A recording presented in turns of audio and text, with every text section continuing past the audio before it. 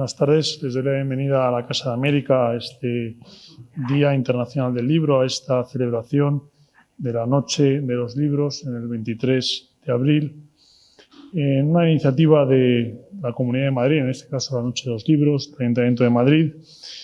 Nosotros empezamos como Casa de América las celebraciones ayer con la interpretación de Ricardo III de William Shakespeare por Radio Nacional de España, por Radio 3. Y hoy continuamos nuestras actividades, hoy dedicadas al Premio Nobel Octavio Paz, en un ciclo de la Casa de América que tiene ya vigencia desde el año pasado y en el que pretendemos recordar a las grandes figuras de la literatura en español, que también son de la literatura universal. En el día de hoy nos vamos a centrar en la figura, como digo, de Octavio Paz, en un año importante, en el año del centenario de su nacimiento. Esta es una iniciativa del Gobierno de México, de diversas instituciones mexicanas, tanto públicas como privadas, a las que también se ha incorporado a instituciones públicas y privadas españolas. Y quiero agradecer al director del Instituto de Cultura de México que hoy nos acompaña su colaboración constante con esta Casa de América en esta iniciativa del Año Paz, así como en otras muchas que llevamos a cabo a lo largo del año. Además, sería conveniente subrayar que la actividad probablemente más importante del Año Paz se celebrará en esta Casa de América a final del mes de mayo, en una conferencia, en un coloquio sobre la figura del Nobel, en el que participarán Mario Vargas Llosa, Felipe González o Enrique Krauze. Esta conferencia ha sido posible gracias a la colaboración de la Embajada de México, gracias a la colaboración de la Comisión de Cultura del Congreso de ese país. Este es un día relevante porque se lo dedicamos al Día Internacional del Libro y no quisiera olvidar la figura de Gabriel García Márquez, que nos abandonó la semana pasada, que es otro de los grandes escritores en lengua española y en lengua universal. Esta Casa de América le va a realizar varios homenajes, un homenaje en el que primero van a participar nuestros seguidores en nuestras redes sociales y a final de mayo haremos una iniciativa particular en la que daremos lectura de uno de sus libros y también proyectaremos una película. Además, en el mes de octubre de este año le dedicaremos un día completo a su figura, a su obra y a su memoria. Gabriel García Márquez le dedicó una parte relevante de su obra a la utopía y él pensaba y pensó mucho sobre el concepto de la utopía. Y de hecho, en el año 2011 escribió una carta, en el año 2001, perdón, al presidente del gobierno español, en aquel momento José María Aznar, porque a los colombianos se les iba a exigir, como saben, un visado. Y fue una carta que era premonitoria. Permítanme que les lea un pasaje de esa misma carta. Dice así: la rueda de la riqueza de las naciones se parece a la rueda de la fortuna. No es conveniente que en los días de opulencia se le cierre en las narices la puerta a los parientes pobres. Quizá un día nosotros, en ese riquísimo territorio donde ustedes y nosotros hemos trabajado, sufrido y gozado, tengamos también que abrirles a los hijos de España las puertas, como tantas otras veces ha ocurrido en el pasado. Y eso es lo que está sucediendo en estos momentos. También sería conveniente leer el discurso que pronunció en 1982, cuando recibió en diciembre de ese año el Nobel de Literatura, titulado La soledad en América Latina. Dijo uno de los grandes líderes chinos que el siglo XXI sería el siglo de América Latina. Y si leemos ese discurso y vemos en qué situación está hoy América Latina, nos daremos cuenta que la utopía es posible. Y ese era un mensaje que quería compartir con ustedes.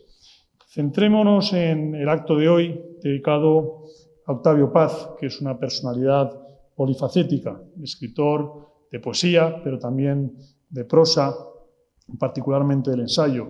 Un intelectual que fundó revistas tan importantes como El Plural, la revista Plural o Vuelta. Fue un diplomático, embajador en la India y, sobre todo, un hombre comprometido con la libertad. Octavio Paz recibió reconocimientos, y es conveniente recordarlo, reconocimientos importantes como el Premio Cervantes en 1981.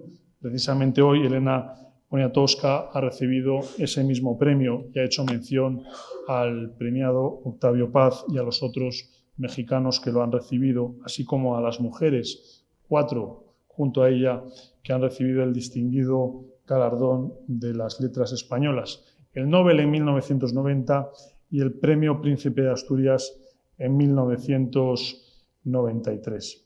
Y hoy 3 personalidades, 3 personas de la cultura, del pensamiento, van a compartir con nosotros, con ustedes, 3 reflexiones sobre Octavio Paz.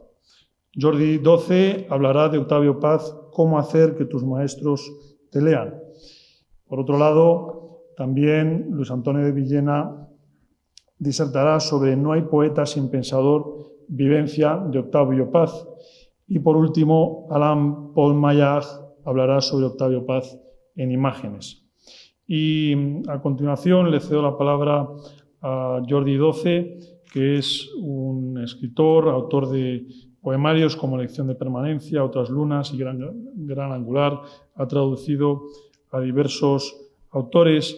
En 2005 obtuvo con la obra Imán y Desafío, presencia del romanticismo inglés en la poesía española contemporánea, el 4º premio de ensayo Casa de América. Por tanto, es un buen amigo de esta casa. Le seguirá Alain Paul Maillard, que es un ciudadano mexicano, escritor y cineasta, hombre de letras estricto. Su escuela bibliográfica comprende hasta hoy 2 libros publicados, Evocación de Matías Strindberg y la recopilación Recels, El don de errar. Terminarán estos 20 minutos de intervención que cada uno de ellos tendrá Luis Antonio de Villena, que es conocido por todos, poeta, narrador, ensayista, crítico literario y traductor, y habitualmente clasificado en el grupo conocido como novísimos o venecianos dentro de las corrientes Generación del 70 de la poesía española contemporánea. A continuación tiene la palabra Jordi Doce. Muchas gracias y que compren muchos libros y disfruten este Día de los Libros, que no sea un día especial, sino que sea un día para que conmemoremos la lectura que debemos ejercitar todos los días. Muchas gracias. Bien, buenas tardes a todos. Muchísimas gracias a la Casa de América por su invitación generosa y hospitalaria a estar aquí y hablar de Octavio Paz. Gracias también a María Rodríguez, que tuvo a bien invitarme hace un par de meses en compañía de Alain Paul y de Luis Antonio de Villena. De ellos 3 quizás soy la persona menos indicada porque no conocí en persona a Octavio Paz, pero como luego comentaré, pues lo traté mucho y lo frecuenté mucho, pero como lector. Quiero arrancar esta intervención tomando una imagen con la que se abre la introducción que el poeta francés Jacques Sanset antepuso a su antología de la poesía de José Ángel Valente.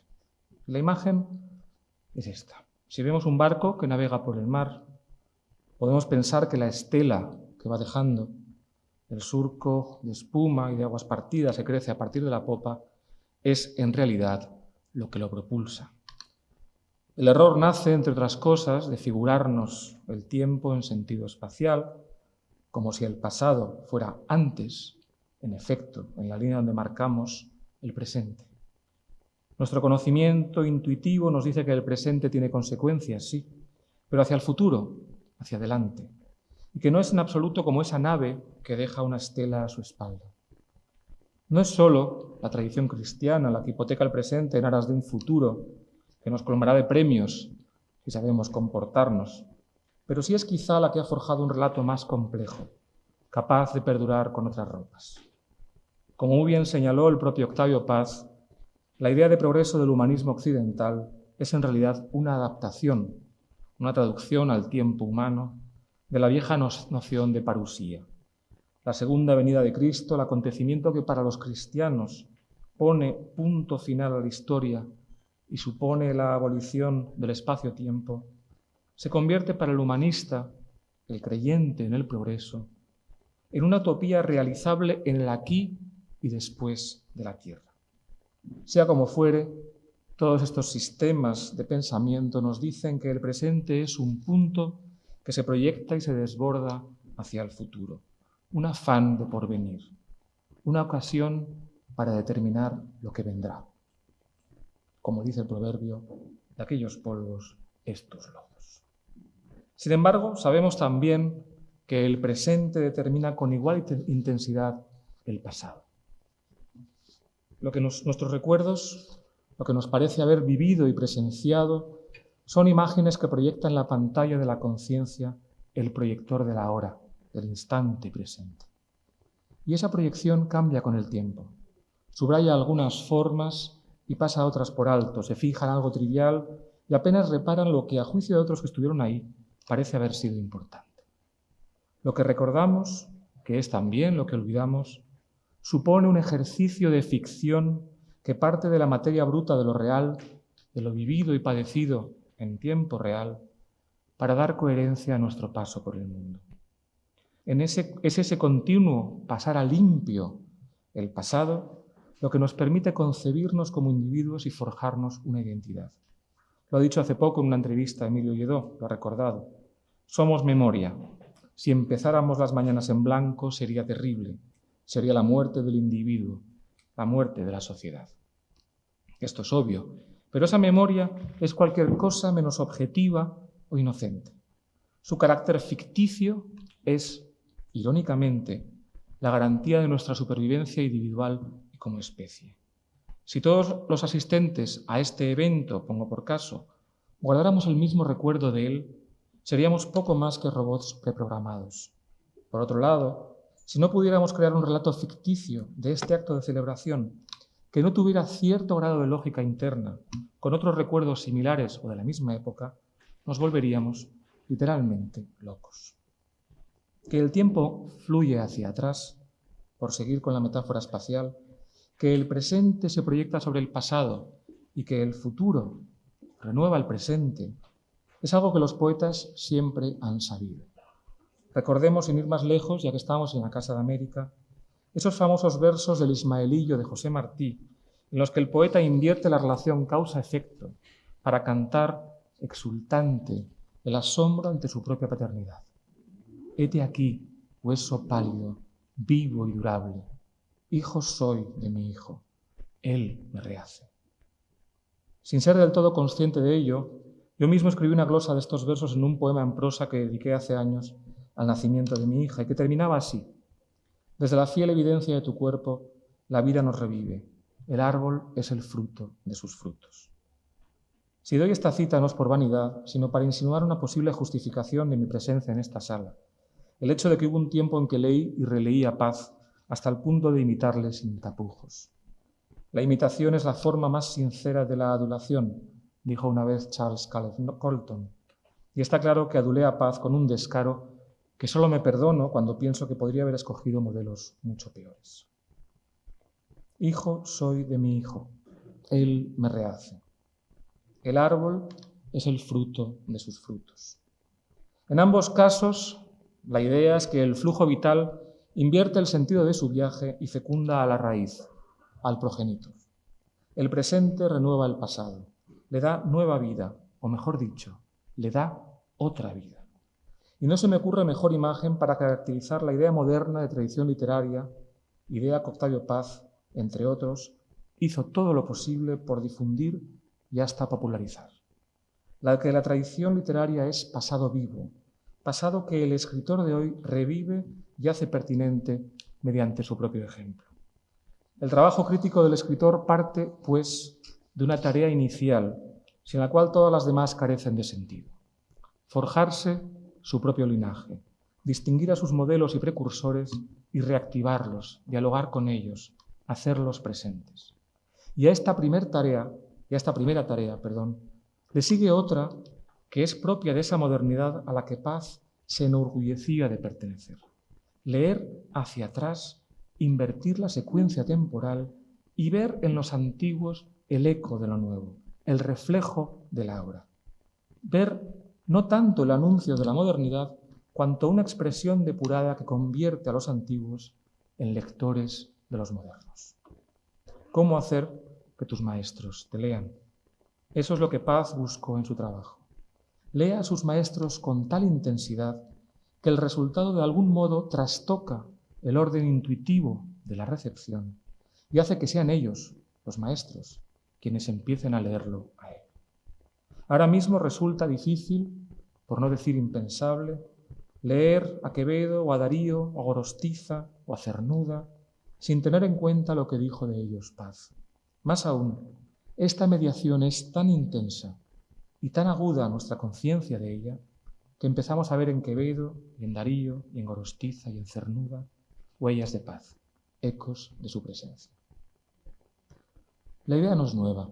De hecho, parece haberse vuelto tan común y aceptable que el escritor inglés David Lodge la resumió a mediados de los años 80 en El mundo es un pañuelo, una divertida novela que parodiaba el mundo académico anglosajón, ese circuito interminable de congresos, intrigas y rivalidades palaciegas que caracteriza al ámbito universitario. Cuando una idea es remedada en una novela, digamos popular, es síntoma de que se ha incorporado sin traumas al sistema circulatorio de la cultura. Y así ocurre en el relato de Lodge con la noción de lo que podría llamarse, tal vez, influjo retroactivo. Uno de sus protagonistas, Piers McGarrigle, es un joven irlandés algo timorato que ha escrito una tesis sobre la relación entre Shakespeare y T.S. Eliot. En cierto momento, deseoso de bajarle los humos a un colega fastidioso, se inventa sobre la marcha una descripción alternativa de su trabajo doctoral. Y dice: mi tesis trata de la influencia de T.S. Eliot sobre Shakespeare. Lo que yo trato de demostrar es el hecho de que no podemos evitar leer a Shakespeare a través del prisma de la poesía de T.S. Eliot. Por ejemplo, ¿quién puede leer hoy el Hamlet sin pensar en Prufrock? ¿Y quién puede oír los discursos de Ferdinand de la Tempestad sin recordar la parte del Sermón de Fuego en la Tierra Baldía? Si hay un escritor que hizo suya esta idea hasta el punto de modificar de modo radical nuestra forma de leer y entender la tradición, ese fue Borges. De ahí tal vez que su influjo ya sabido trascender las fronteras y los idiomas hasta convertirse en una especie de archilector universal, alguien que percibió con singular intensidad el carácter sincrónico de la modernidad, su capacidad, un tanto alejandrina, para sentirse heredera y final de etapa de las tradiciones más diversas, hasta las no occidentales. El influjo de Paz fue tal vez menos categórico y universal, pero fue tal vez más preciso, más concreto, pues se ejerció casi en exclusiva sobre la poesía y en un dominio, el de nuestra lengua, donde la crítica en aquel momento era escasa y la que había, con las excepciones de rigor, trabajos de Reyes, de Alfonso Reyes, de Enrique Zureña, de Salinas, de Cernuda, colindaba más bien con la filología clásica. El ejemplo de Paz fue, dentro del mundo hispanohablante, una réplica postergada de la conmoción que supuso la obra de Eliot y de Pound en la literatura en lengua inglesa. Por el rigor de su empeño crítico y por la autoridad que emanaba de sus afirmaciones, su influjo se compara al que tuvo Eliot durante gran parte del siglo pasado.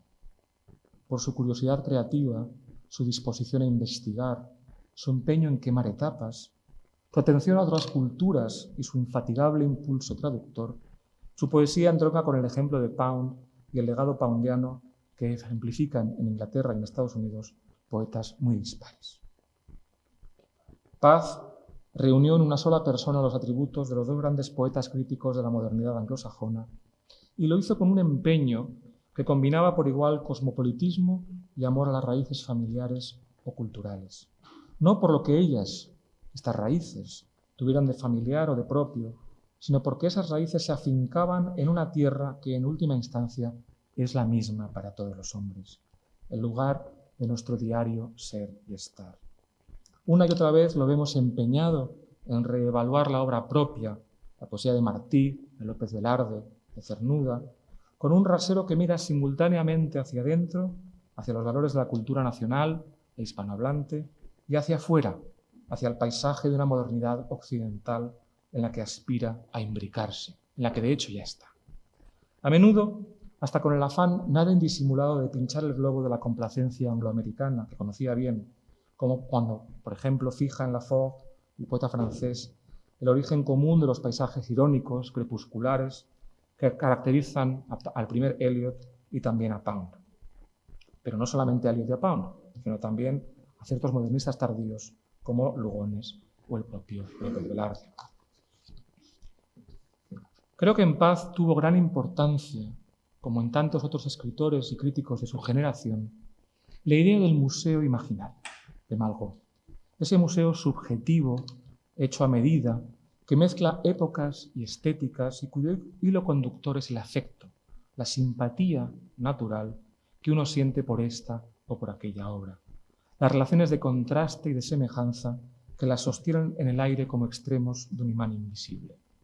La influencia de Malraux puede no haber sido directa, aunque en el prólogo al volumen de su obra completa, donde recoge sus textos sobre arte, recordara la lectura deslumbrada, irritada, escéptica, entusiasmada en 1948 de Lamennais de l'Absolu, y también haya en su obra menciones significativas por elogiosas al escritor y político francés, pero la idea, sin duda, flotaba en el ambiente y fue Malraux el encargado de verbalizarla. Paz se convirtió por carácter o por destino en un curador experto de su propio museo imaginario, capaz de pensar y hablar con igual autoridad sobre los escritores, artistas e intelectuales más variados, de ponerse en su piel y entender sus motivos, sus impulsos secretos, hasta sus desatinos. Digo entender, no justificar las faltas de orden moral ni comulgar con ruedas de molino ideológicas, pero el reproche, cuando surgía de un trasfondo de admiración hacia la obra, se enmarcaba en un argumento que intentaba desvelar el porqué, la raíz última de la obra, su campo de actuación.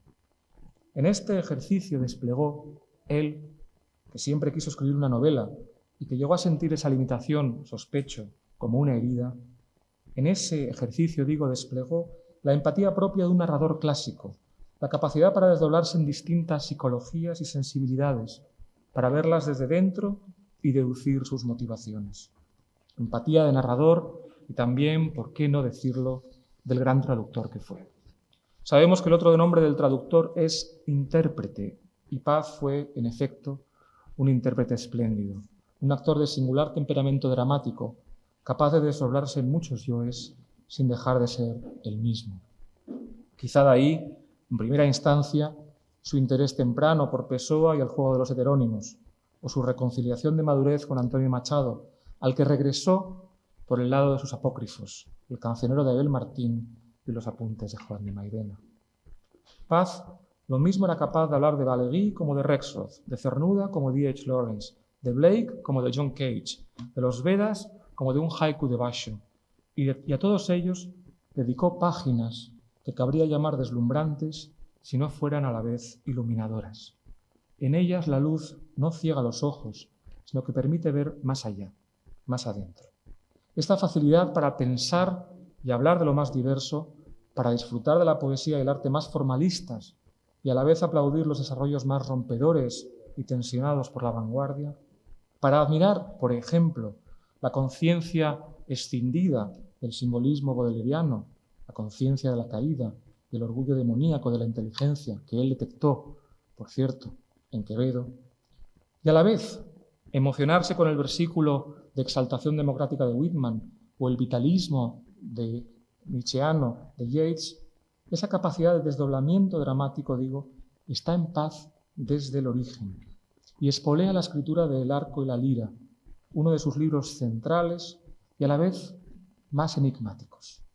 Pues es un intento exuberante y hasta desmedido de abarcarlo todo, de decirlo todo de la poesía, de no dejar un palmo de ese mundo por nombrar. Y en el curso de ese empeño parece que la poesía, a fuerza de serlo todo, no fuera nada en concreto, perdiera definición, los límites que hacen de algo lo que es. El ensayista posterior, más reposado y maduro, el autor de Cuadribio, Los hijos del limo, por poner dos ejemplos muy queridos, aprende a limitar el campo de actuación y a seguir de manera más obediente la línea argumentativa, dosificando las digresiones y los apartes iluminadores. Hago un inciso, y estoy llegando ya al final. Tengo la sensación de que esta facilidad de Paz para ponerse en la piel de creadores que solo podían congeniar en las salas de su propio museo imaginario perjudicó la recepción de su poesía, cuyo avance a lo largo del tiempo va incorporando muchos de los tonos, acentos y sensibilidades que él mismo explora en la obra de otros, hasta llegar a ese libro de libros que es Árbol adentro, donde conviven el versículo y el haiku, el instante lírico y el epigrama irónico, la meditación extensa y el apotegma sentencioso, la herencia barroca y el río bravo del surrealismo, el diamante de Mallarmé y la pulsión narrativa de un Wordsworth.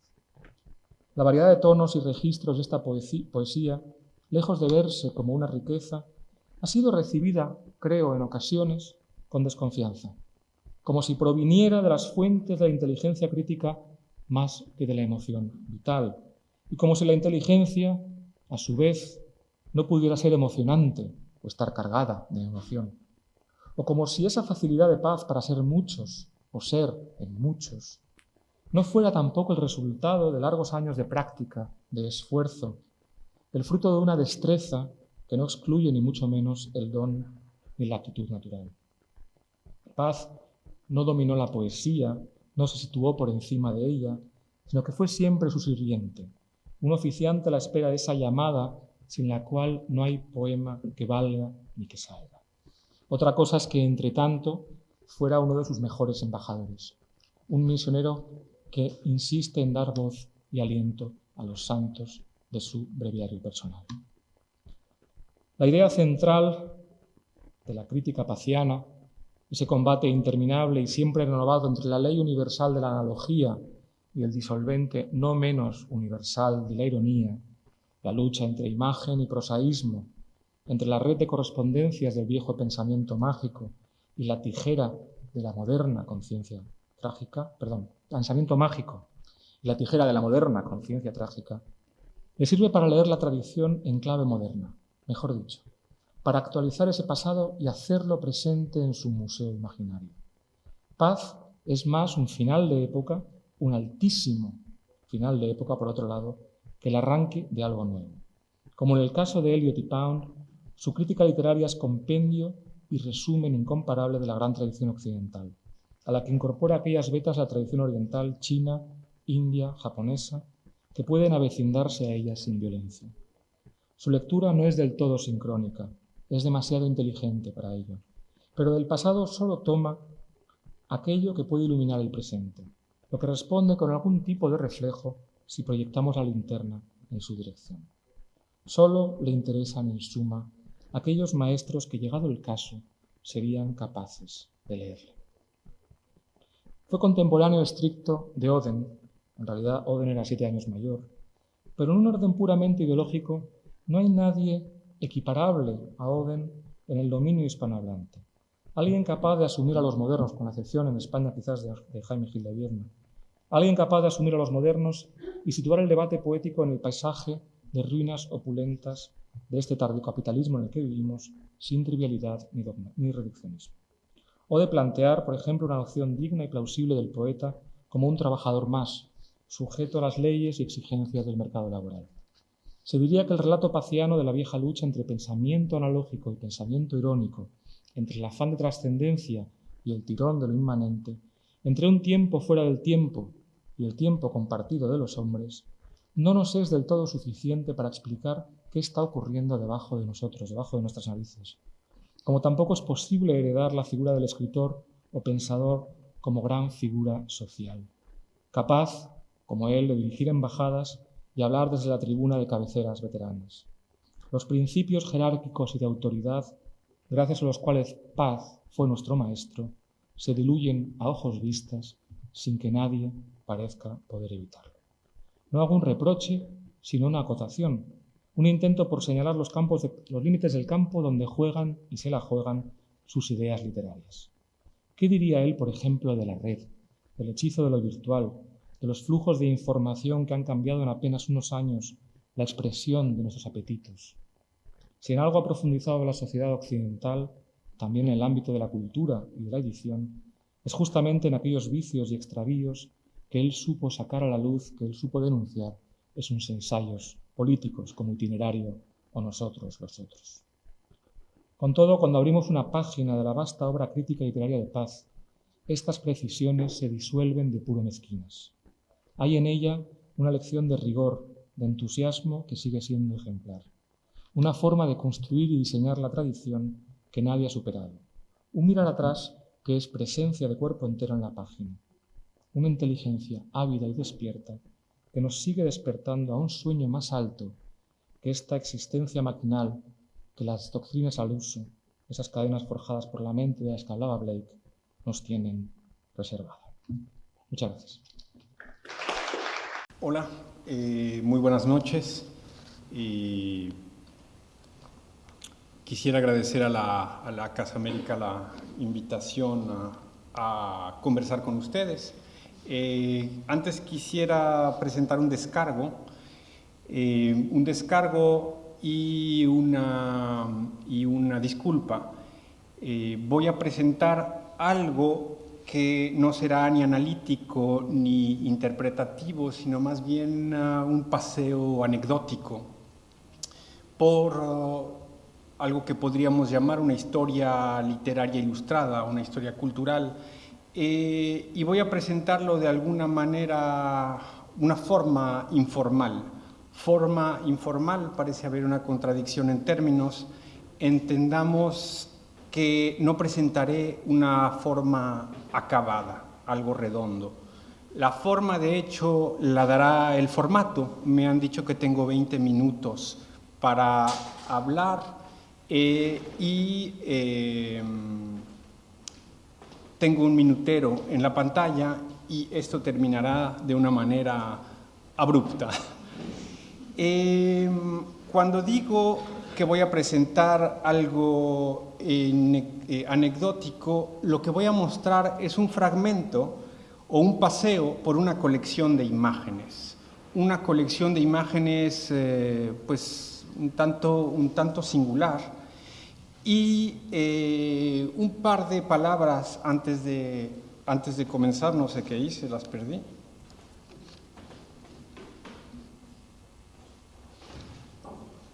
Desaparecen justo cuando no las quieren. Ahí está. Un par de palabras antes de comenzar para explicar qué es este paseo en imágenes. Es una colección de imágenes sobre la relación de Octavio Paz con la ciudad de París.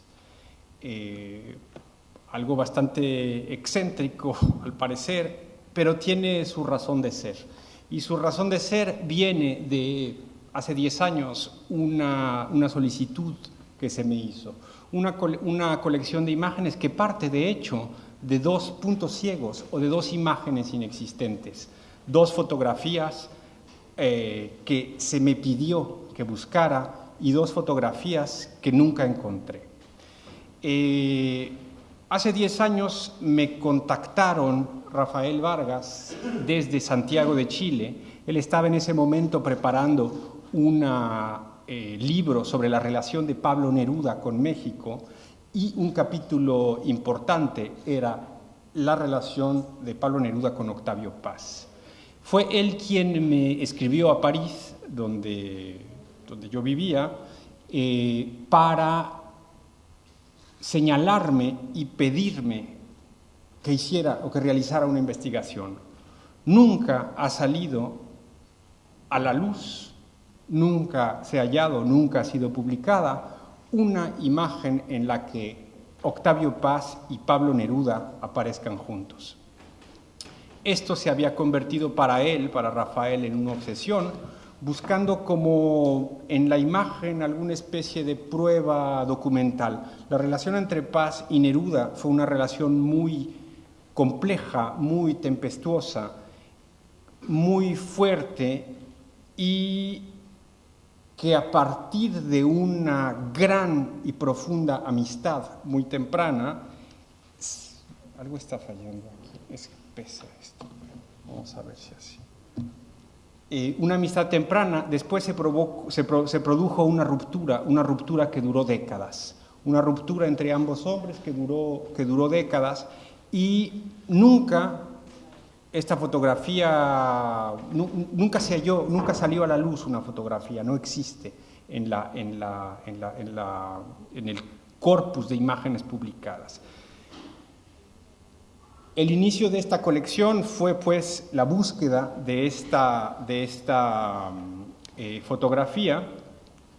Fue su primera impulsión. La segunda impulsión vino un tiempo después y fue a petición de María José, la viuda de Octavio, buscara otra fotografía en la que se había convertido también para ella una obsesión, y era hallar la fotografía que mostrara juntos a Octavio Paz con quien acaso haya sido su encuentro fundamental, con André Breton. Tampoco existe una fotografía en la que muestre a Octavio Paz y André Breton juntos. Esto es curioso. De estas dos obsesiones, que eran obsesiones ajenas, se convirtieron en obsesiones propias, y a partir de esto comencé yo a hacer un trabajo que luego me hizo una especie de modesto experto en algo tan específico como la iconografía parisina de Octavio Paz, y en virtud de ello el Instituto Cervantes de París me pidió que concibiera un paseo documental por la ciudad de París. Y entonces yo me dediqué, con un proyecto curioso, a tratar de documentar visualmente la relación entre Paz y... Algo está fallando, disculpen. A tratar de documentar visualmente la relación entre Paz y la ciudad de París. Documentar visualmente, eso quiere decir tratar de ver, a partir de todos los escritos y todas las menciones que hizo Paz en sus entrevistas, en sus libros de memorias, en su poesía, en las estampas espléndidas que solía hacer como notas necrológicas de los personajes con los que había convivido,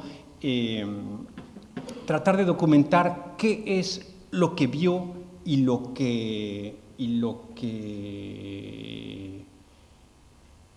los círculos de relaciones, de amistades de sus años parisinos. Paz estuvo en París una primera vez, y con ello vamos a comenzar. No llegaremos muy lejos en este paseo, quizás solamente al principio, y con ello vamos a comenzar. Paz estuvo en París durante 2 periodos de residencia.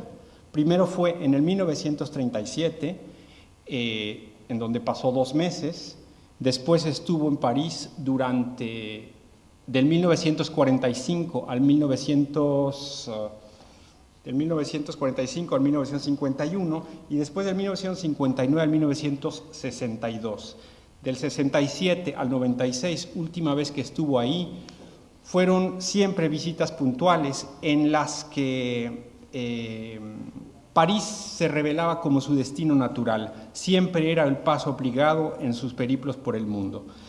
Y ahora, el hombre que vivió esta ciudad y que la vivió de maneras distintas, era y no era el mismo, porque cada vez Octavio Paz se va volviendo una persona que pesa más en el debate intelectual. Es muy interesante lo que dijo, lo que nos comentó Jordi. Ahora pienso en el barco con el que él comenzó su trayecto, porque cuando Octavio Paz habla de su vida, habla retrospectivamente desde el presente, y ya seguro de alguna manera de su importancia, y seguro del peso histórico de su figura. Entonces es muy interesante, muy iluminador contrastar las memorias de Paz con las memorias documentales de quienes fueron sus interlocutores y tratar de buscar las imágenes que ilustren lo que vio este Paz, que fue cada vez pesando más progresivamente en el debate intelectual en Francia. La imagen que tenemos aquí es un barco canadiense, el Empress of Britain, en el que llega Octavio Paz por primera vez a Europa. Llegan procedente de Quebec al puerto de Cherburgo tras 4 días de travesía transoceánica. ¿Y por qué viaja él a Europa? Él viaja invitado por Pablo Neruda a el Congreso de Escritores Antifascistas de Valencia. Es el título del Congreso, de hecho es el segundo Congreso de Escritores en Defensa de la Cultura, que tuvo lugar en la España en guerra en el 1937.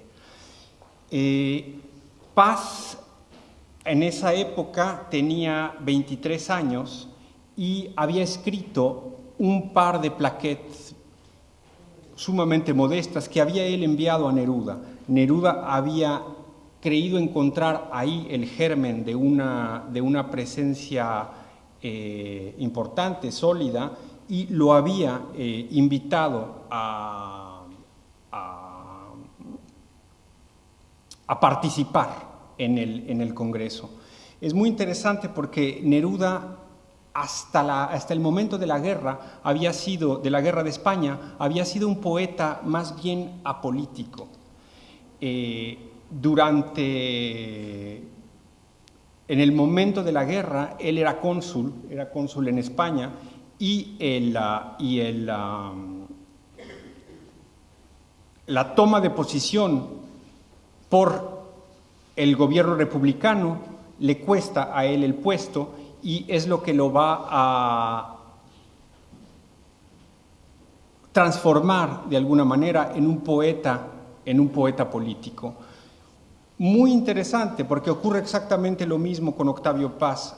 Octavio Paz había publicado primero 2 libros, Luna Silvestre, que era un libro lírico, una plaquette bastante mínima, y de inmediato después, en 1936, publica un poema que se llama No pasarán. Este poema, No pasarán, es el que de alguna manera abre a la política, abre las puertas del referente social en su poesía, y es lo que este viaje a España, esta invitación al Congreso, insólito, que alguien a los 23 años se ha invitado a un congreso en donde estarían los más grandes escritores progresistas o de izquierda, es lo que le va a abrir la puerta de alguna manera de la historia viva.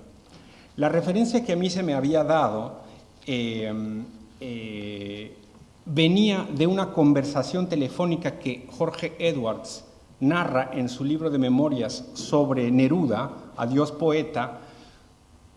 Hace la referencia de una llamada telefónica de Octavio Paz, una llamada telefónica en la que Paz le cuenta su llegada a España. Esto es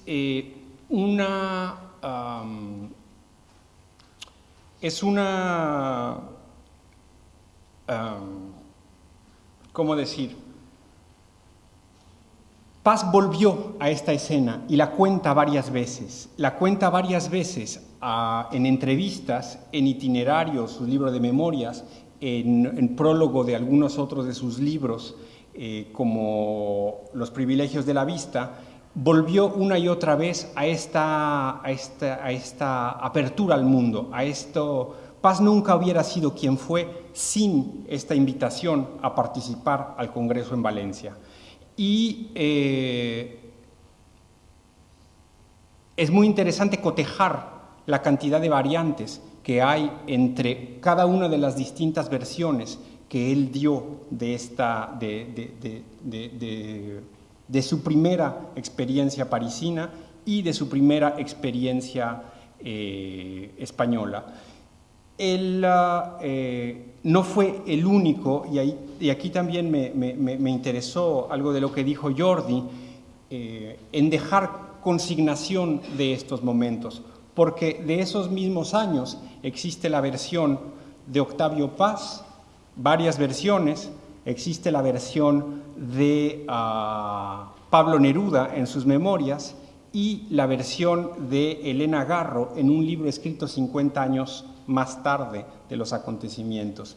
Y en el cotejo de todas esas versiones, donde todas esas distintas versiones es el problema central de las memorias, cómo se fija la verdad, en el cotejo en donde esas versiones coinciden, en donde estas versiones se intersectan, es donde podemos tratar de hacernos una imagen de lo que ocurrió. Ellos llegan a la Gare Saint-Lazare en 1935. Esta imagen podría parecer anecdótica, es un óleo, pero esa era la pintura de la época. Lo que Paz va a mencionar en sus textos sobre esa llegada es el descubrimiento del arte moderno. Más tarde iremos, si nos queda algo de tiempo, lo dudo, a ver qué es lo que se vuelve el gran deslumbramiento estético de Paz, que después va a hacer de él un gran crítico de artes plásticas. Esa fotografía que a mí se me pidió que buscara era una fotografía, la referencia que daba Edwards era una referencia un tanto vaga, una referencia a un diario en el que Paz decía, y voy a citar aquí, decía Paz que alguna vez le había contado, decía Edwards que Paz alguna vez le había contado que a su llegada a París rumbo al segundo Congreso Internacional de Escritores Antifascistas, Luis Aragon y Pablo Neruda lo aguardaban en la estación y que el periódico francés François los fotografió para sus páginas. Él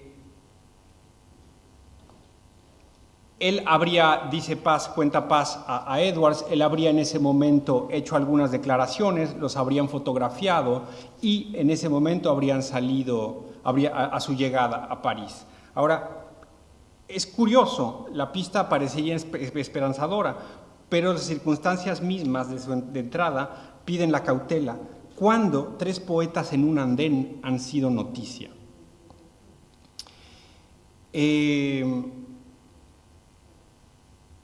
Apostando de alguna manera en el juego deductivo, en la búsqueda de estas imágenes,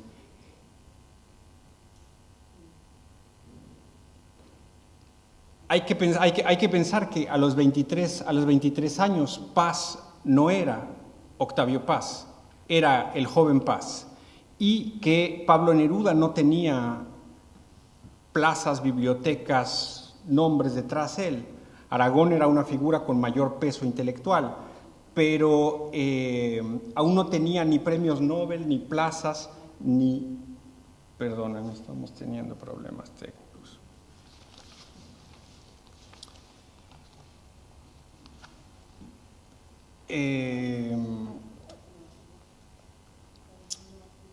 Voy a abreviar un poco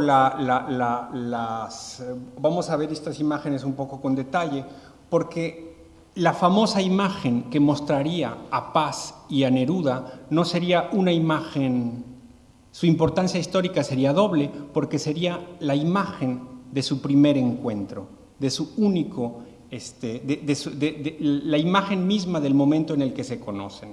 La fotografía aparece en el diario vespertino Ce Soir en el día 3 de julio de 1937, bajo el encabezado Un élan vers l'Espagne, un impulso hacia España.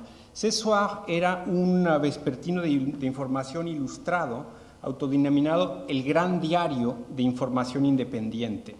Fue fundado en el 1937 con la intención de dar cuenta de la guerra de España desde un punto de vista progresista.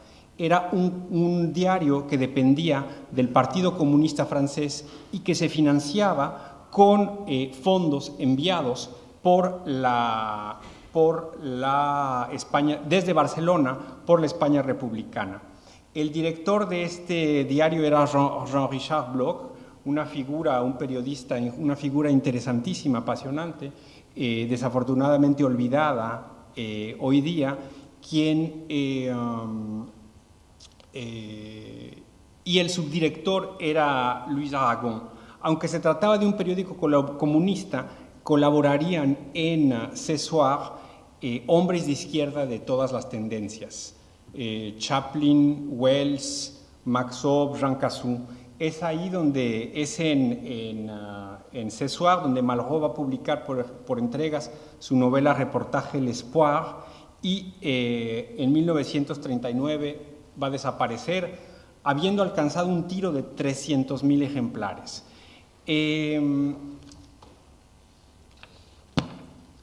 El jefe, bueno, ¿por qué se interesaría Ce Soir por los poetas? Pues básicamente porque su subdirector, quien según nos cuenta Edwards en la entrevista telefónica con Paz, era Luis Aragon. De hecho, Paz dice por teléfono que lo estaba esperando una comitiva, que los fotografiaron, que hizo algunas declaraciones. Pero 3 poetas en un andén nunca han sido noticia. La verdadera noticia era el Congreso de Escritores Antifascista y era la partida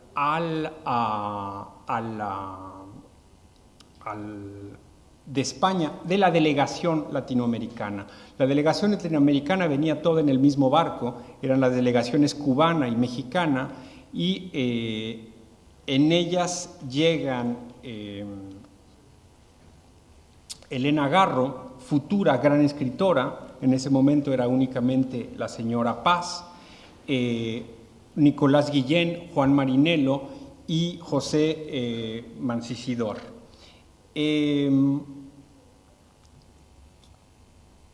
La imagen aparece el 3 de julio de 1937, es decir, y aparece ilustrando. La imagen aparece ilustrando la partida de la delegación de escritores hacia Valencia, cuando de hecho es la imagen de la llegada de los escritores a París.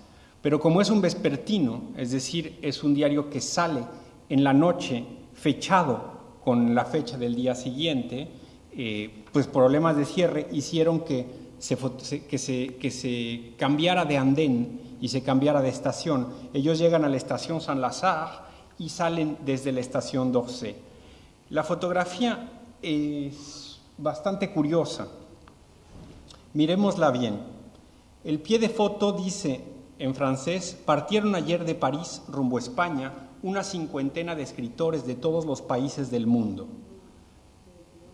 En la fotografía de arriba se reconoce al poeta cubano Nicolás Guillén, al poeta mexicano Octavio Pías, ¿sí?, y su mujer. Miremos la fotografía. La fotografía está tomada desde fuera del tren. Se alcanza a ver la barra de la ventana con 2 manijas y la barra de la ventana que la atraviesa literalmente. La lectura es difícil. Adentro, en el pasillo, posa Nicolás Guillén. Y a su lado, justo detrás, hay un rostro que asoma, que bien puede tratarse del poeta Carlos Pellicer. Venía con ellos en el barco. Al lado está una mujer agarrando un bolso con ambas manos en perfil, y ella es Elena Garro. Su rostro quedó oculto por lo que parece ser la mano de un hombre que está alzando una gorra o un abrigo. El hombre que se vuelve para hablarle es Paz, jovencísimo, en profil perdu. ¿Alcanzan a ver aquí? Estas fotografías, Edwards nunca las vio. Estas fotografías son inéditas, nunca se han publicado. Se van a publicar ahora en la iconografía que estamos preparando con el Fondo de Cultura Económica, y es una fotografía pues pésima, sumamente de difícil lectura. Acá hay una especie de esquema que trata de clarificar un poco las cosas. Aquí está Elena Garro, aquí está Octavio Paz, aquí está Nicolás Guillén, y esto es el rostro de quien podría ser Carlo Pellicer. Aquí al frente hay una cabeza borrosa. ¿De quién podrá tratarse? ¿Es acaso Pablo Neruda? La conjetura es lícita. En esta fotografía, la leyenda dice que se reconoce al poeta cubano Nicolás Guillén, al poeta mexicano Octavio Paz y a su mujer. La segunda fotografía que aparece en el diario es el pie de foto, dice, en la fotografía central, señor y señora Octavio Paz, señor Nicolás Guillén, sin N, Octavio Paz, Octavio Piaz, señor Nicolás Guillén, señor Pablo Neruda, Chile, señor Leonardo Fernández Sánchez, Cuba, señor Juan Marinello, México, señor José Mancisidor, México, llegando de Cherburgo a la Gare Saint-Lazare. Paz, aunque está mencionado en la leyenda, que equivoca su nombre, no figura en la imagen. A Neruda, flaco, era todavía la época que él denominaba de los poetas flacos, encorbatado y sonriente, lo podemos reconocer perfectamente por el arqueado de las cejas. Es curioso porque la fotografía, si bien reúne a Paz y a Neruda en el pie de foto, Paz quedó fuera del encuadre. Muy de manera verosímil hubiera quedado a la izquierda, al lado de Octavio Paz, al lado de Elena Garro. Estas dos fotografías, que como les digo, fue búsqueda de un juego de pistas y de deducciones complejo, son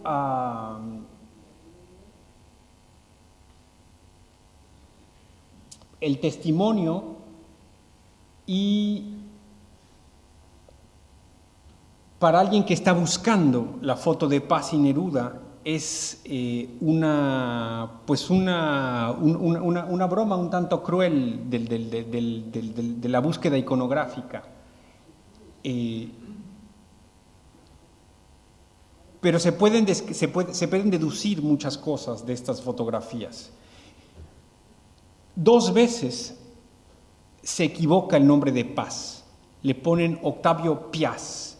Piaz seguramente una corrupción de un mucho más común Díaz. El hecho de que la errata ocurra 2 veces hace pensar en que no se trata solamente de una errata tipográfica, sino de que, pues, verdaderamente quien redacta la nota no tenía idea de a quién estaba viendo. Este muchachillo de 23 años,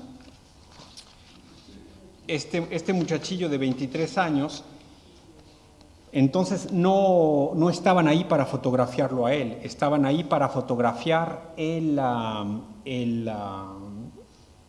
para ilustrar el verdadero tema de la noticia, que es el Congreso, la partida de la delegación latinoamericana al Congreso.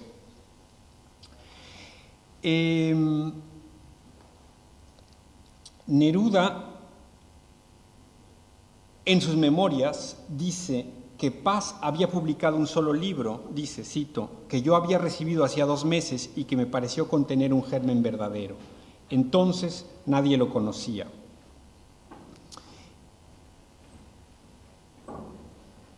La gama de experiencias humanas que la España en guerra va a brindar al joven Paz amparará la ulterior jactancia de Neruda de haberlo descubierto, es decir, de haberlo abierto al mundo.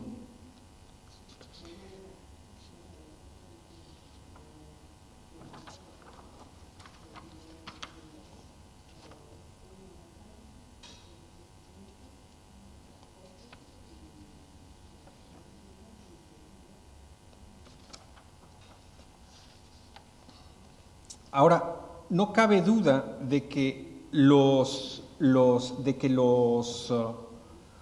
dos poetas compartieron un instante y, sin embargo, en la fotografía no aparece. Lo mismo ocurre con la famosa fotografía de Breton, que habría datado de 1945 y que, por más que pude yo buscar iconografías y en archivos y cartas y documentos, nunca apareció.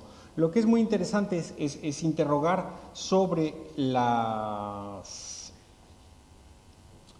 memorias cruzadas, el punto en el que los testimonios escritos poliangulares o desde distintas visiones refieren un mismo hecho con la prueba documental, con la prueba visual, con la prueba fotográfica. Edwards dice que, voy a leer 3 fragmentos, uno de Edward, en el que describe lo que Paz cuenta de su primer encuentro con Neruda. Paz le dice que había llegado a París en 1937 con 23 años camino de España y que Neruda, entonces tenía 33 años, lo esperaba en la Gare Saint-Lazare en compañía de Luis Aragón y de un fotógrafo. Él bajó del tren y escuchó una voz distante que llamaba «Octavio Paz, Octavio Paz, Octavio Paz». Se fotografiaron, él hizo unas declaraciones que aparecieron en François junto a las fotografías de los 3 poetas y Pablo y Aragón lo llevaron a un hotelucho de la Rue de Carme. En ese punto, Edwards al teléfono interrumpe a Paz para decirle que cree conocer el hotel. Es difícil desasir del estilo indirecto de Edwards qué viene de quién, qué a más de 50 años de acaecido el episodio le cuenta Paz y qué es lo que él mismo asume u omite. Y no solo está en cuestión cómo el recuerdo se fija en la memoria, cómo se va decantando, sino la manera en que las palabras se ciñen a los hechos que describen, la manera en que los modelan retrospectivamente, que es, bueno, uno de los problemas centrales del género llamado memorias. En una entrevista que publicara Paz en plural y que después retrabajó, las líneas en cuestión quizás resultaron demasiado anecdóticas para entrar en la versión definitiva de este hecho, que es la que ofrece en Itinerario. Paz dice: hice el viaje con 2 mexicanos, Pellicer y José Mancisidor, y 2 cubanos, Marinello y Nicolás Guillén. Al llegar a París, al bajarme del tren, vino hacia mí un hombre alto que gritaba: Octavio Paz, Octavio Paz. Era Neruda. Al verme me dijo: pero qué joven eres. Enseguida fuimos amigos. En Memorias de España de 1937, Elena Garro parece referirse justo al momento en el que se tomó una de las 2 fotografías. En París, en los andenes de la estación, escuché que llamaban a Paz. Me asomé a la ventanilla y dije: este es. Un señor rubio, vestido de gris, muy elegante, sonrió. No, buscamos a tu padre. Era Luis Aragón, a quien acompañaban Alejo Carpentier, muy flaco y joven, Pita Rodríguez y otros que contestaron: son unos niños. Cuando uno observa a la luz de las fotos publicadas las distintas evocaciones, ve que aunque coinciden en las grandes líneas, hay multitud de detalles significativos que no concuerdan. A partir de los testimonios, si a partir de los testimonios convocamos a todos los presentes, bajan del tren Paz, Elena Garro, Pellicer, Mancisidor, Nicolás Guillén, Juan Marinello, y en el andén aguardan Neruda, Luis Aragón, Alejo Carpentier, Félix Pita Rodríguez y un fotógrafo, y por último Leonardo Fernández Sánchez, delegado cubano, mencionado en el pie de foto.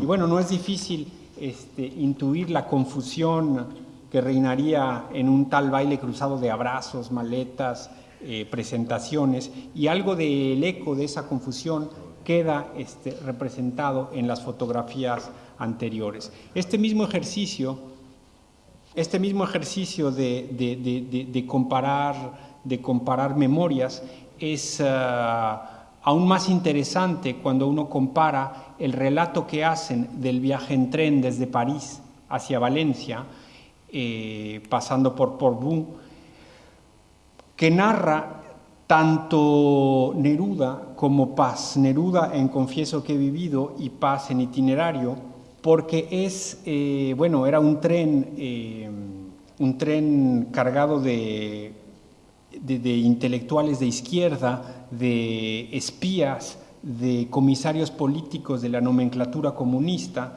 y Paz, en su versión de los hechos posterior a la de Neruda, pues acusa a Neruda de mentir en sus memorias. Ahora,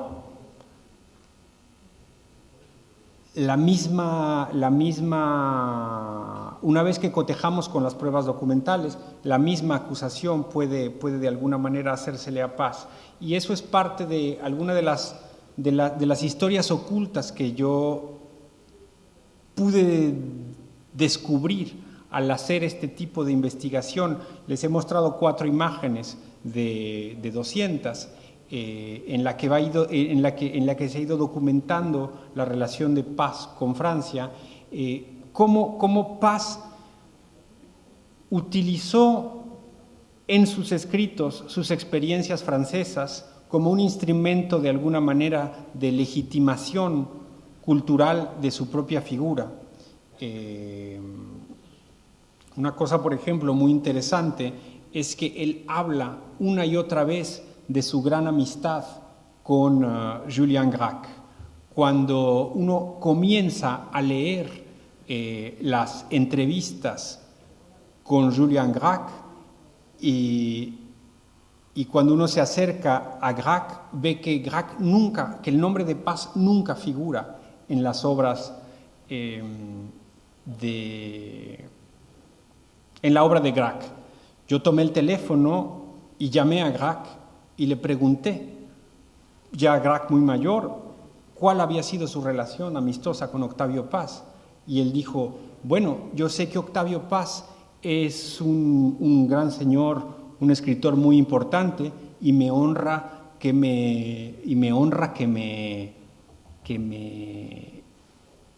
me considere uno de sus amigos, pero honestamente yo creo haberlo reconocido alguna vez, creo que alguna vez me fue presentado.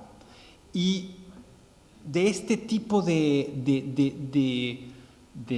trampas con la memoria está lleno la escritura en la que Paz forja su propia leyenda. Desafortunadamente hemos llegado al final del tiempo cuando ni siquiera habíamos podido comenzar. Espero que estas minucias les hayan entretenido. Pueden parecer minucias, pero hay un trabajo que está por hacerse, que es un trabajo que es una lectura crítica que por el momento es difícil por circunstancias que ya fueron mencionadas previamente por otros ponentes, de un acceso que ha estado vedado durante largo tiempo a los papeles del mismo Paz y a la creación de un personaje, a la creación de una leyenda que no le resta nada del valor, pero sí es necesaria de alguna manera un trabajo crítico que, una vez terminados los homenajes que convierten al hombre en un monumento, pues hay que emprender y hay que ponerlo en cuestión. No he mirado muy atentamente el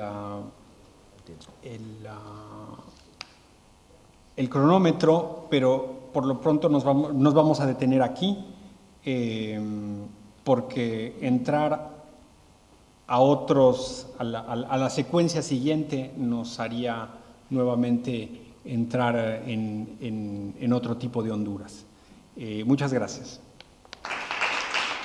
Muchas de las cosas que Jordi Doce ha dicho sobre la obra de Paz, sobre las dicotomías en las que él se movía, pero creo que para diversificar un poco, me toca a mí incidir un algo más en aspectos personales que tienen también que ver con la inteligencia brillante y el estilo brillante de Paz como poeta y como ensayista, por el hecho de que yo lo conocí bastante y lo traté mucho, sobre todo en los últimos años.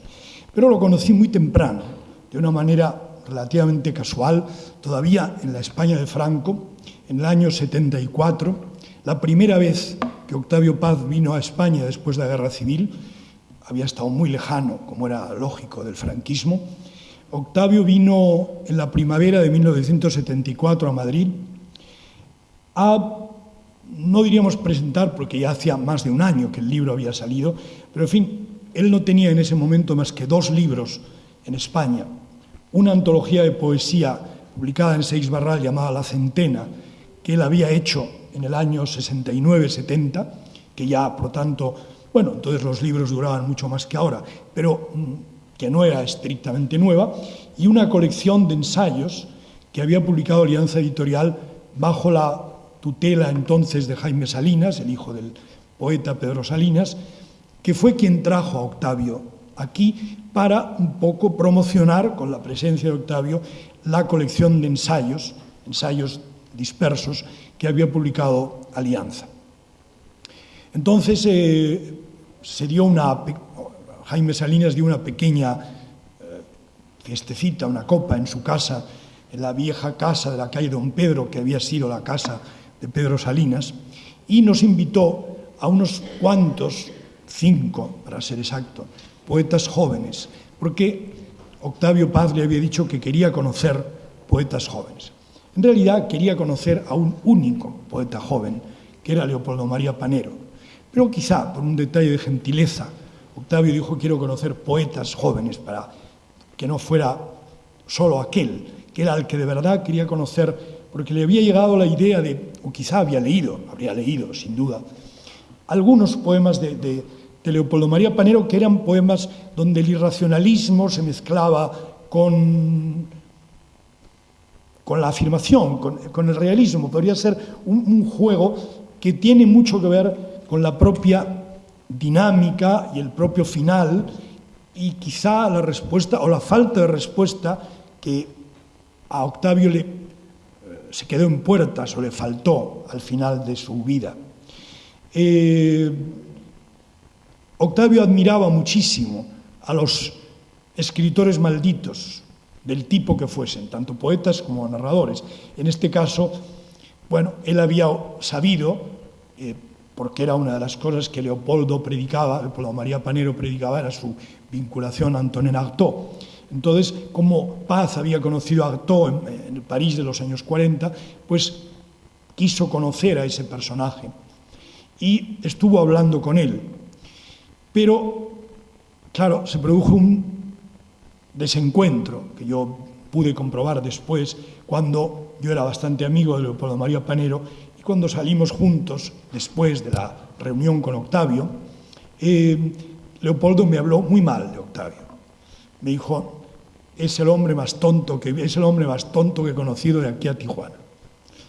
Él no había estado nunca en Tijuana, pero en fin, implicaba longitud, lejanía. ¿Qué había ocurrido? era muy fácil y tiene que ver, aunque parezca una anécdota, con el mundo de Paz.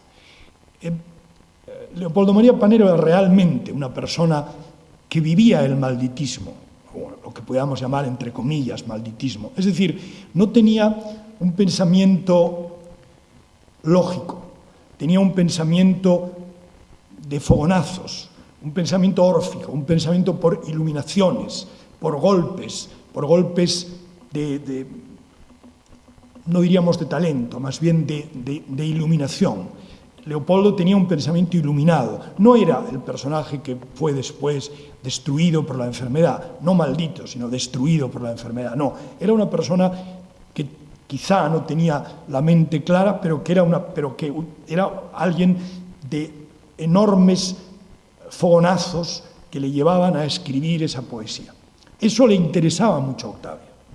Pero Octavio enfocaba todos los fenómenos irracionales con la racionalidad de un crítico. Es decir, a Octavio le interesaba dirimir una metáfora, no gestando otra metáfora, sino explicando la metáfora.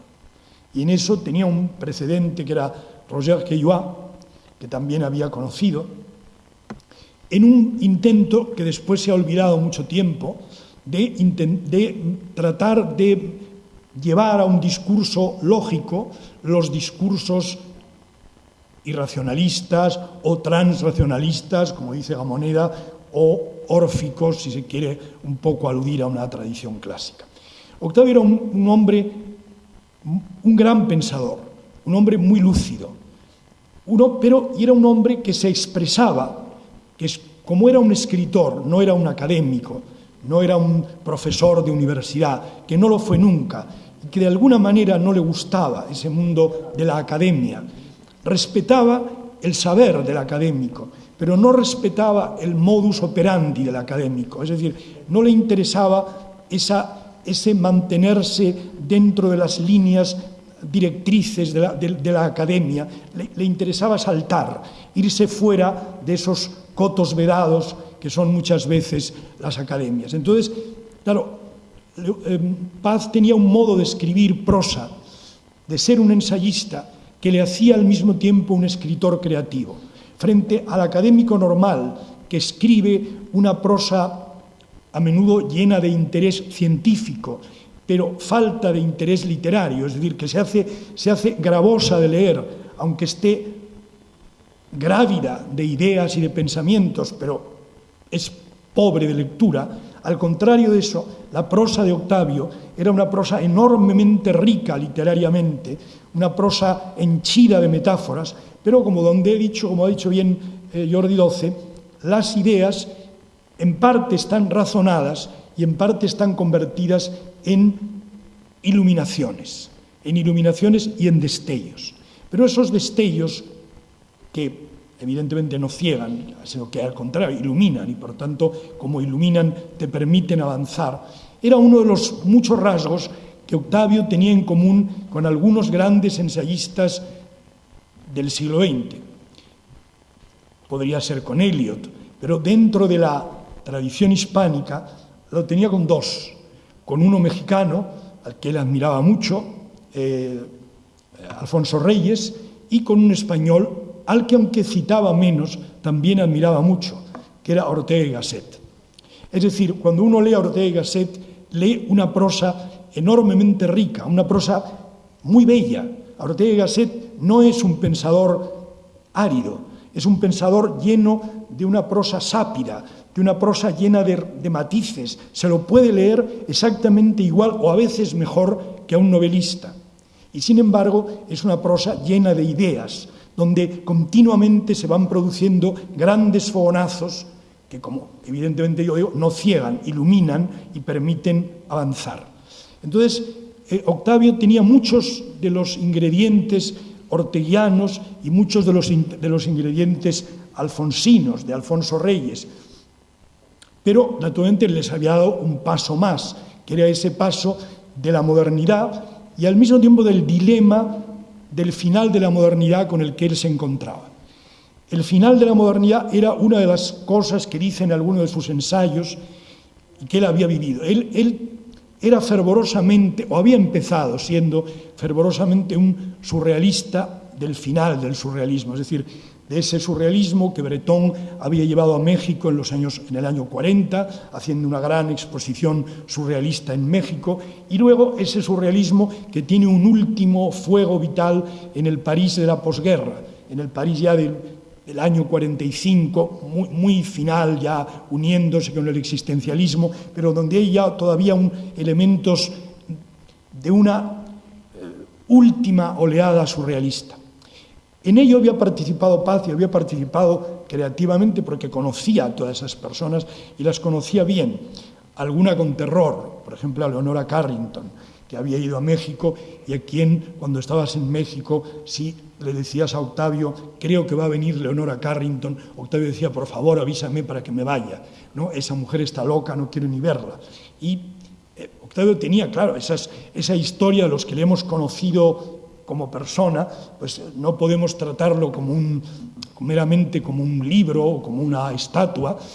Aquí se ha hablado muy bien de la importancia de García Márquez y de Octavio Paz. Octavio Paz no podía soportar a García Márquez. Es decir, no lo podía soportar no literariamente, sino no podía soportar al hombre que se había convertido García Márquez. Es decir, García Márquez era una persona que había ido a Cuba, que era amigo de Fidel Castro, que hacía unos ejercicios de gauchisme que a unos les gustarán y a otros no. A Octavio no le gustaban absolutamente nada. Y además presumía de que no le gustaba la novela, de que él era solo lector de poesía y de ensayo, pero que hacía muchos años que no leía novela.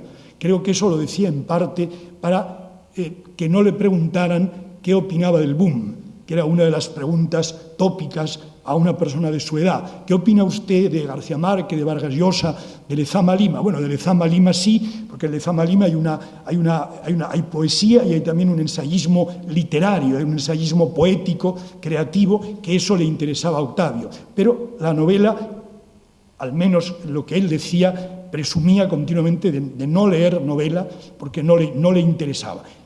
Decía que había leído algunas grandes novelas que era imposible no leer, como el Ulises o como En busca del tiempo perdido, y eso naturalmente lo había leído, pero porque era una obligación, no porque a él le gustase la novela.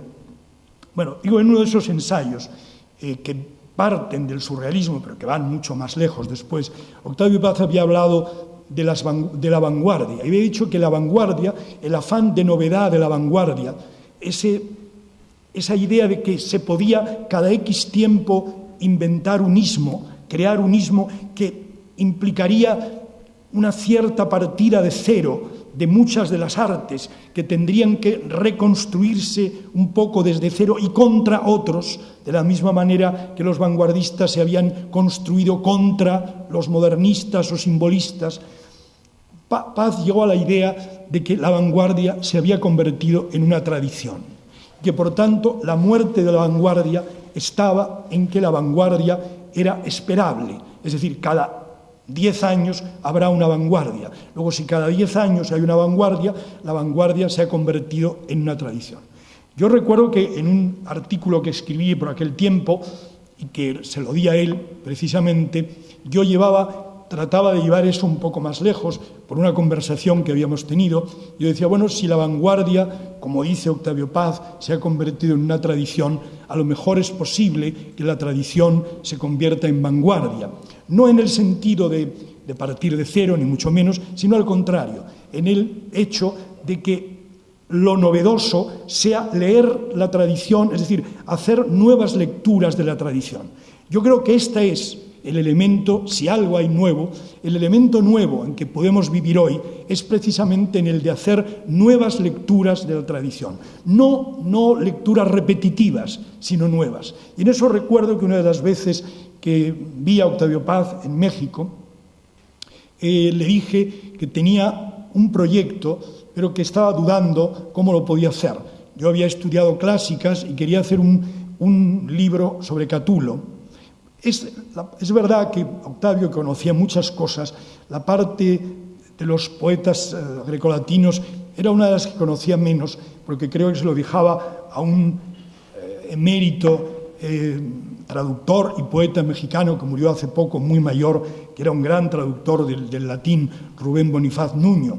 Entonces, cuando yo le hablé de Catulo y le dije que yo quería hacer un libro que se llamase Catulo, el primer poeta maldito, y le conté que mis maestros en clásicas me habían dicho que eso era una barbaridad, porque el término maldito era inaplicable a un personaje que había vivido en el siglo I antes de Cristo, y que por tanto en esa época, evidentemente, y eso es naturalmente cierto, en esa época el concepto de maldito no existía, y por tanto en pura legalidad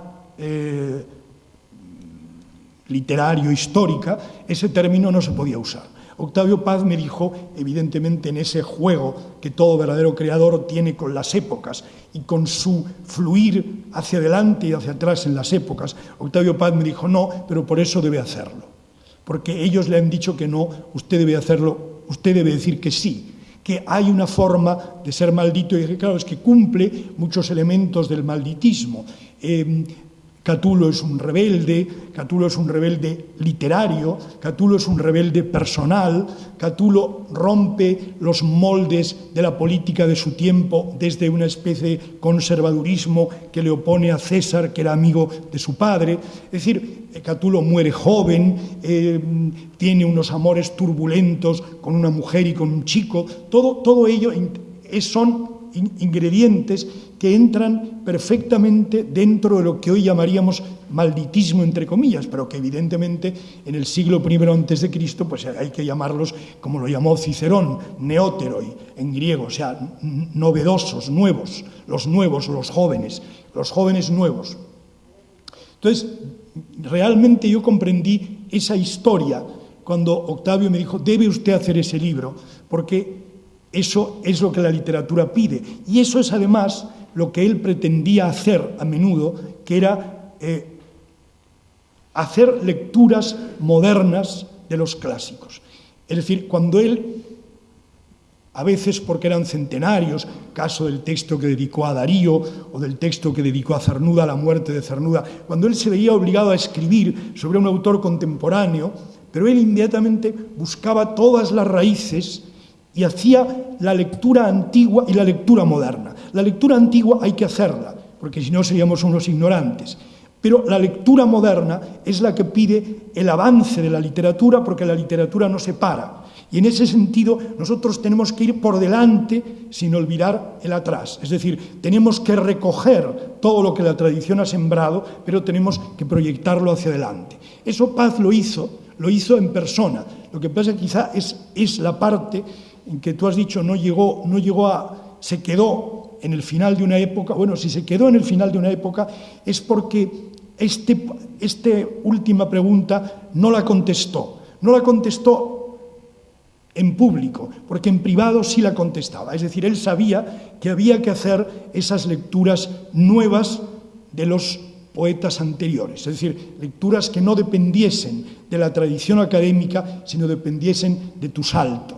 Y esos saltos él los hizo admirablemente. Cuando él escribe sobre Darío en el año 67 o antes, rompe los esquemas que estaban prefabricados en ese momento, años 60, sobre Darío. Cuando escribe sobre Cernuda, a mí me contó que él se enteró con gran pena que Cernuda había muerto en México y él estaba en la India ya.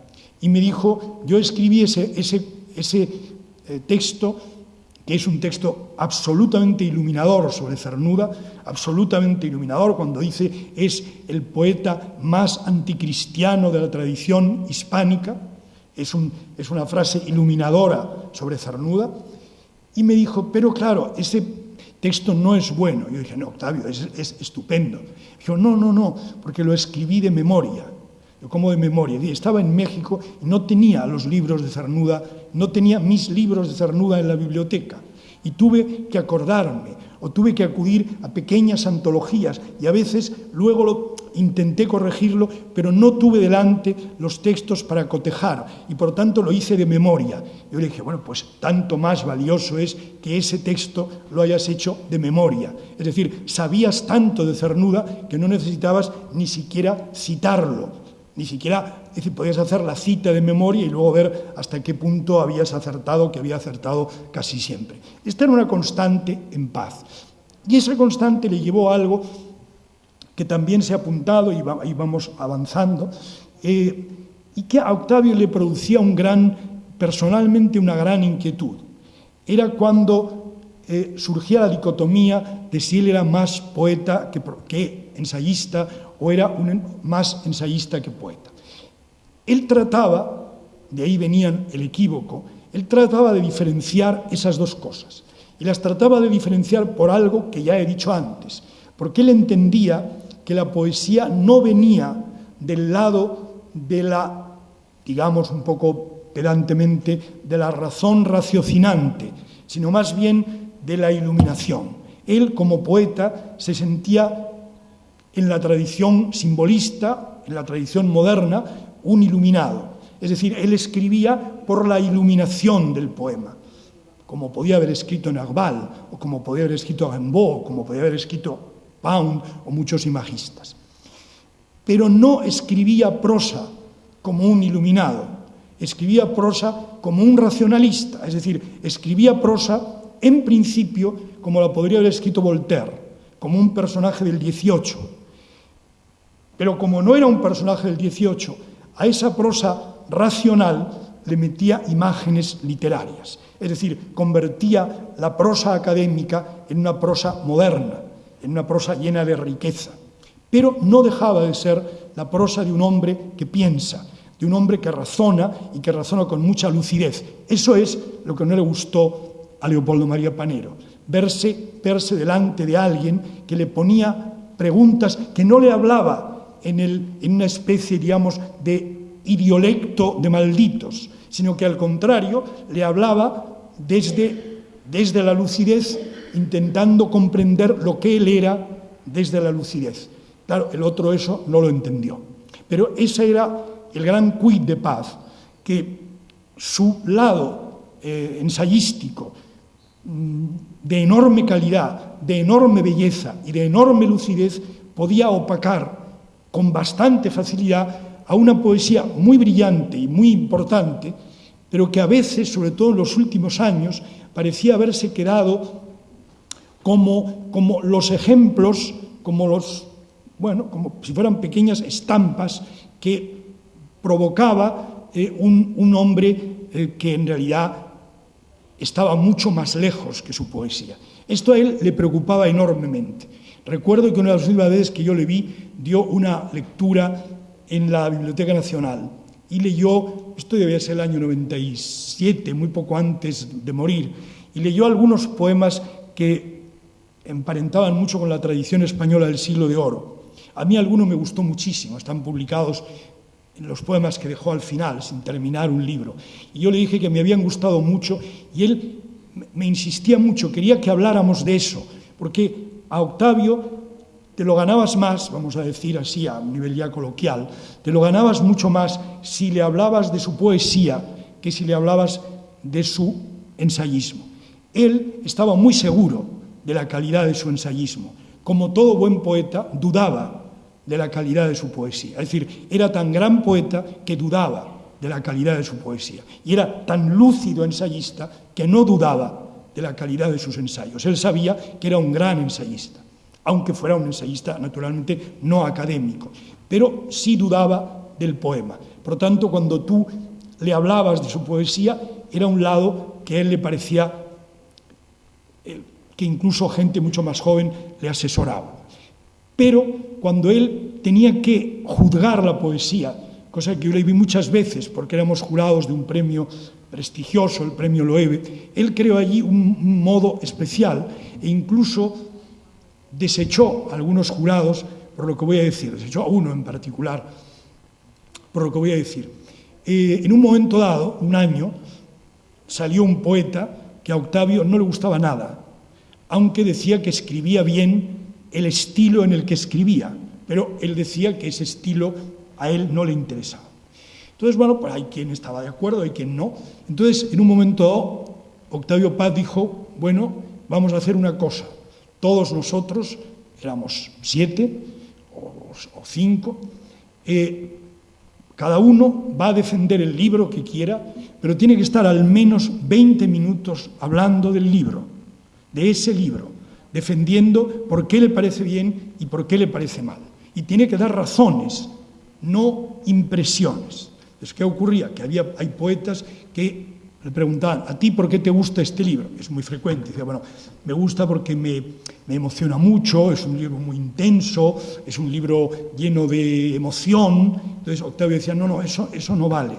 Emoción, intensidad, belleza, no vale. Tú tienes que explicar por qué es emocionante, por qué tiene belleza, por qué tiene intensidad. ¿Dónde está la intensidad? La intensidad puede estar en el ritmo, puede estar en las metáforas. Entonces, eso se quedó convertido en una maquinaria. A partir de ese momento, incluso cuando Octavio Paz murió, ese premio ha seguido haciéndose así. Es decir, hay que hablar por lo menos un cuarto de hora de por qué se defiende un libro. Y el que no es capaz de hacerlo, y hay bastantes que no son capaces de hacerlo, porque a muchos poetas les falla lo que a Octavio no le fallaba. Es decir, hay poetas que tienen un discurso emocional muy bueno, pero no tienen un discurso racional. Octavio tenía un discurso emocional cuando escribía poesía, pero tenía un discurso racional impecable cuando era ensayista. Entonces, al poeta que solamente decía este libro es emocionante, es un libro que lleno de intensidad, ese pedía que lo quitara. Sin que él se diera cuenta, pedía que lo quitara. Porque él sabía precisamente dónde estaba la fuerza de la poesía y podía explicar dónde estaba la belleza, dónde estaba la intensidad y dónde estaba la emoción. Efectivamente, valores importantísimos a mi entender en la poesía, pero que hay que explicarlos y no solamente decirlos. Es decir, entonces el drama final de Octavio, yo creo ahí para terminar, serían tres. Uno muy mexicano, pero que nos llevaría fuera. Era la identidad mexicana. Él a veces tenía problemas, él tenía muchos problemas en México. Él decía que venía a España a descansar, porque aquí no se metían con él y en México tenía continuas polémicas. Una, por ejemplo, con Carlos Monsiváis, que se odiaban a muerte realmente, tenían una auténtica pelea inmensa. Y un día le dije de broma, y a él no le gustó, le dije, el asunto, Octavio, es que las personas que van por la calle en el Distrito Federal se parecen mucho a Monsiváis y no se parecen a ti. Y entonces él me dijo, ¿estás queriendo decir que yo no soy mexicano? Y yo dije, no, digo que no se parecen a ti, porque me ha dicho el rector de la Universidad de los Ricos que esos van en carro. Claro, usted no los ve por la calle, esos güeritos, porque van en carro. Esa historia del mestizaje mexicano era un tema que quizá en España se pueda entender menos, que a Octavio le preocupaba mucho, como el mismo hecho de su familia. Su padre había sido un novelista de la Revolución, con el cual él se había llevado muy mal, Octavio Paz Solórzano. A mí esa novela me la regaló José Emilio Pacheco, que no se llevaba bien con Octavio, y que era, por eso me dijo, lee la novela de su padre, que era una de las novelas típicas de la Revolución. Bueno, ese era un lado de Octavio. El otro lado era el ensayismo. El ensayismo es pletórico, radiante y magnífico, inteligente. Y el ensayismo cosmopolita, que abarca también el Extremo Oriente, es otra de las deudas enormes que tenemos con Paz. El otro lado quedaba ese de la modernidad, es decir, él había entendido muy bien la modernidad, él era un pivote de la modernidad hispánica y en realidad de la modernidad occidental. Y lo que le quedó, como se ha dicho antes, pudo ir más lejos. Yo creo que él fue más lejos, lo que pasa es que eso no lo llegó a poner en un ensayo que fuera más lejos de Los hijos del Limo, que es donde hubiera tenido que ir desarrollando esta idea de la lectura de los antiguos, es decir, cómo leyendo la tradición, leyendo renovadamente la tradición, vamos a un periodo nuevo, que no es la pura, sucesión de las vanguardias, sino un tiempo nuevo de leer nuevamente a los autores, a los importantes autores antiguos. Y el otro tema, ahí finalizo, es la poesía. La poesía para él era capital, pero sabía que la poesía estaba atravesando una enorme crisis y era una de sus preguntas últimas. ¿A qué se debía la crisis de la poesía. Él decía, la poesía hoy día sucede en las catacumbas. Esa frase se la oí muchas veces. La poesía actualmente ocurre en las catacumbas. Es cierto, además. Pero ahora, ¿por qué ocurre en las catacumbas? Es decir, la poesía que, como nos ha contado Borges, los guerreros de Hastings cantaban golpeando las espadas en los escudos para cantar el Beowulf, o la chanson de Roland, o el Mio Cid, esa poesía de los romances, la poesía cantada, ha terminado siendo un fenómeno que ocurre en las catacumbas.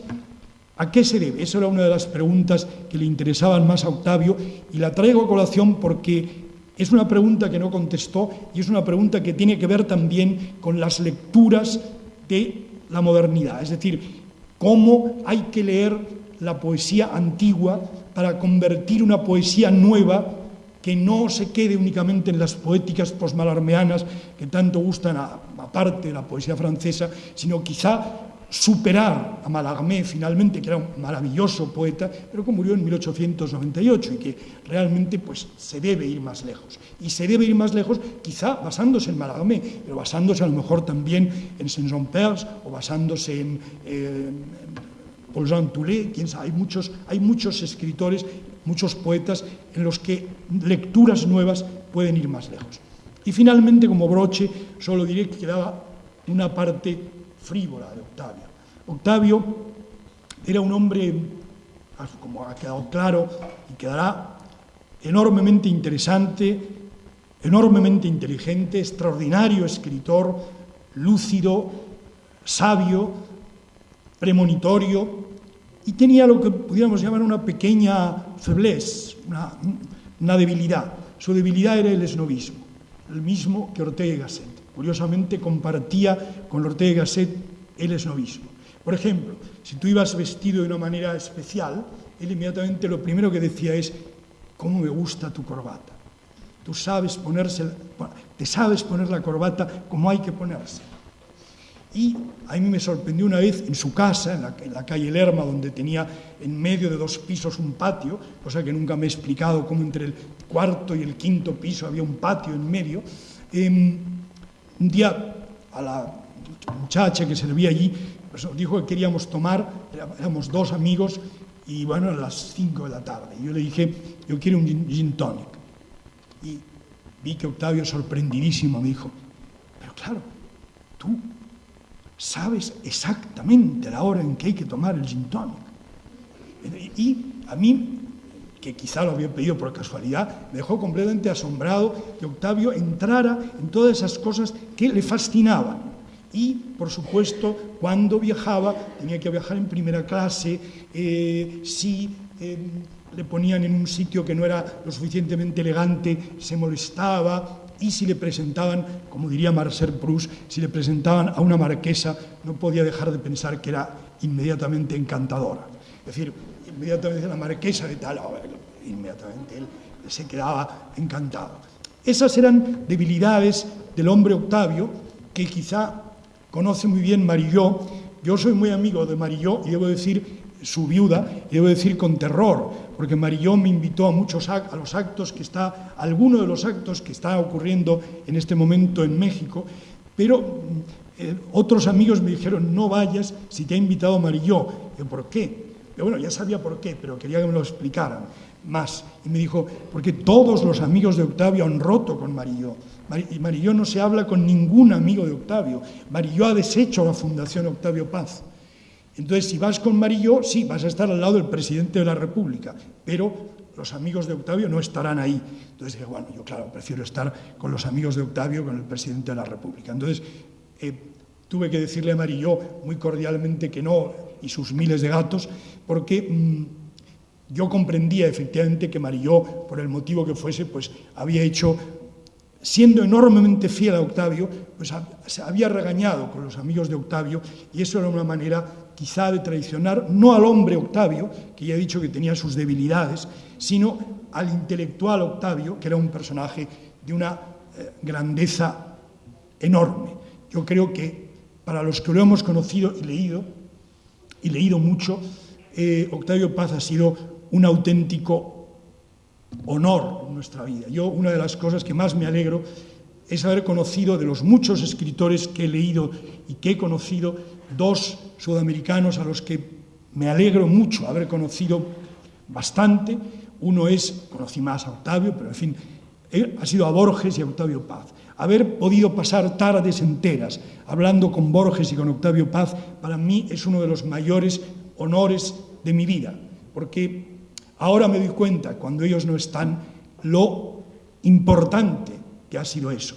Y cómo no importa ahí que uno luego pueda, precisamente porque los conoció mucho, saber pequeñas debilidades de su carácter o pequeñas cositas que dan mucho juego anecdótico, pero que no tienen nada que ver con este breve abanico que yo he querido hacer de las inquietudes de Octavio, que eran sobre todo la modernidad, la tradición unida a la modernidad que no puede olvidarse nunca de la tradición, sino que tiene que releer continuamente la tradición, y la poquedad actual de la poesía. ¿Por qué la poesía se había quedado convertida en la cenicienta de la literatura? Con eso y con la idea de que uno tiene que pensar, y tiene que pensar en palabras, y tiene que pensar en palabras iluminadoras, yo creo que tenemos ese faro que fue verdaderamente Octavio Paz, por utilizar un término baudeleriano. Octavio Paz fue verdaderamente un faro para la literatura en español, para nuestra literatura hispánica. Ha sido un personaje enormemente importante, como poeta y como ensayista, porque no es un ensayista académico, sino porque es un ensayista creador, porque es un ensayista al que uno disfruta leyendo, porque Octavio Paz te regala ideas como otros regalan números. No, él no regala números, no dice en la cita exacta de dónde está tomada, da ideas continuas que te hacen ver al personaje del que esté hablando, te lo hacen ver de una manera nueva. Es decir, yo creo que Octavio Paz era un auténtico genio. No dudo que también lo era García Márquez, a quien yo no conocí nunca, pero evidentemente estoy seguro que Octavio Paz, por las entrevistas que he visto con Gabo, que me parece un magnífico narrador, por supuesto, estoy seguro que ellos no se hubieran entendido absolutamente nada. Pero eso es una de las grandezas que nosotros podemos evitar. Es decir, nosotros estamos por encima de que podamos decir que Octavio Paz y García Márquez no hubieran hablado nada, porque se hubieran enfadado, sobre todo Octavio, que tenía muy mal genio, se hubieran enfadado a los 5 minutos. Pero eso a ninguno de los dos le quita su grandeza, por cierto, muy distintas. Gracias.